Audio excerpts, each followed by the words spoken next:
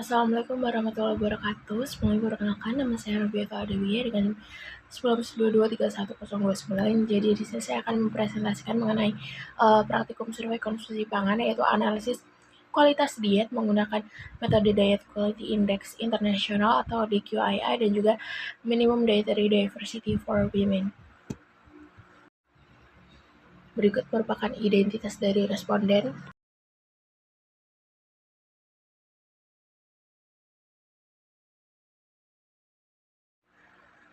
Nah, yang pertama itu ada DQII. Jadi langkah-langkah menghitung DQII adalah variety. Yang pertama untuk variety, dia itu menilai keberagaman makanan dari 5 kelompok pangan utama dan variasi sumber protein. Semakin banyak jenis yang dikonsumsi, maka semakin tinggi juga skornya. Nah, untuk adekuasi itu menilai kecukupan asupan sayur, buah, serealia, protein, serat, besi, kalsium, dan vitamin C. Nah, kemudian dibandingkan dengan standar rekomendasi harian. Dan yang ketika ada moderation, itu menilai seberapa rendah konsumsi lemak total, lemak jenuh, kolesterol, natrium, dan juga empty calories. Semakin rendah konsumsinya, maka skornya akan semakin tinggi. Lalu yang keempat adalah overall balance, di mana dia itu mengukur keseimbangan rasio makronutrien, ada karbohidrat dibanding protein dibanding lemak, serta rasio HUFA dengan SFA dan juga MUFA dengan SFA. Lalu skor diberikan jika rasio itu sesuai dengan rentang ideal. Dan yang terakhir adalah scoring, dengan menjumlahkan skor dari keempat komponen tersebut.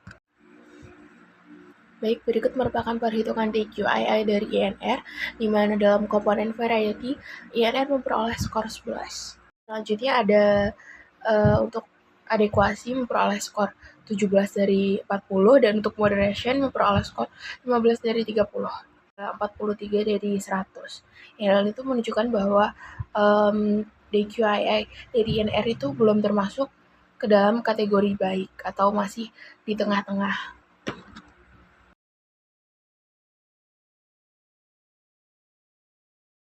Selanjutnya ada langkah-langkah menghitung dari MDDW atau Minimum Dietary Diversity for Women, di mana yang pertama adalah mengelompokkan semua bahan makanan yang dikonsumsi dalam waktu 24 jam ke dalam 10 kelompok pangan MDDW. Dan yang kedua adalah setiap kelompok itu diberi skor 1 jika dikonsumsi dalam jumlah yang cukup dan 0 jika tidak dikonsumsi.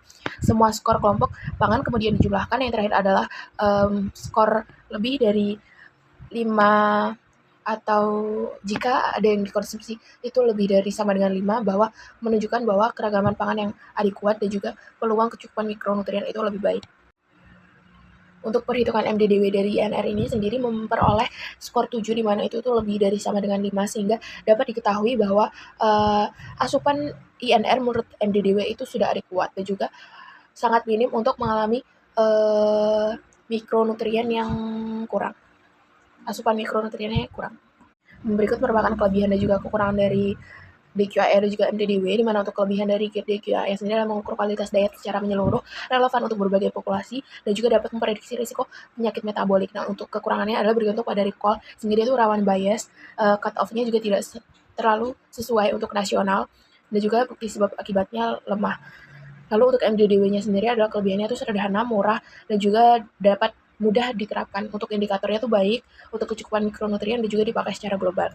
Nah, untuk kekurangannya sendiri adalah sama, yaitu ada bias recall 24 hour, kemudian tidak menunjukkan kuantitas sehingga bisa dapat overestimasi, lalu sensitivitas mikronutriennya itu tidak selalu konsisten, dan juga yang terakhir adalah kurang akurat pada beberapa populasi. Baik, selanjutnya ada kesimpulan dan saran, di mana di dalam kesimpulan itu dapat diketahui bahwa DQII itu memperoleh skor 43 dari 100, di mana dia itu sedang karena menggunakan perhitungan dibagi 3. Lalu untuk variasi pangannya itu rendah, terutama buah, serat, dan juga sumber protein itu terbatas. Lalu asupan lemak total dan juga kolesterol itu tinggi, sehingga skor moderasinya itu turun, dan rasio makronutrien itu tidak seimbang, sehingga skor overall balance-nya itu 0.